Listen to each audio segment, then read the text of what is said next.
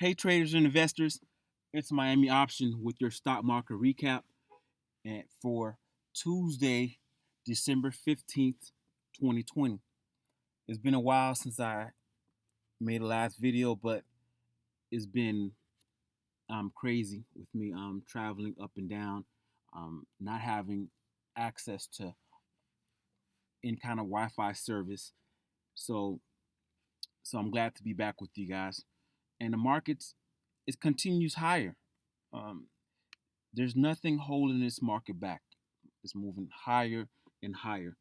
Nothing is moving this market lower, but it's just moving higher and higher.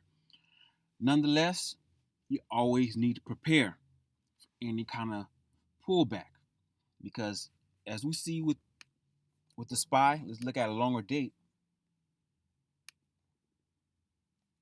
It keeps marching higher.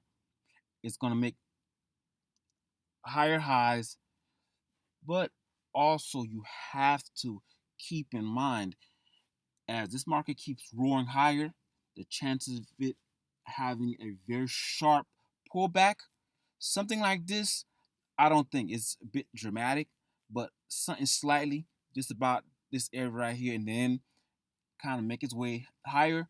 Yes, it's like even like a 10% pullback, and then continue on higher is a lot likely when you looking at the market. You have other stocks. Let's look at Tesla. Even Tesla. Look at Tesla. A year long. A year to date. Look at this.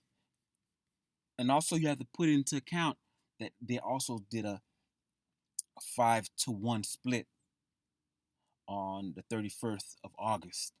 So this number would look a lot more ridiculous if it didn't. So you can do 5 times this right here, and I'll give you the number of where we should be at with regards to Tesla. It's um, I don't want to jinx the market, but you also have to keep your powder dry, and you have to have something on reserve because don't put everything into this market as it keeps on roaring. When you're investing, especially like times like this, you need to keep cash available and start to close down some of your positions. You've gained 50 to 100, 200% gains on your position. I mean, sell half of it. If you have 400%, sell half of it. At least you can still sleep at night if you know if this market would pull back 20% and your positions won't be completely wiped out.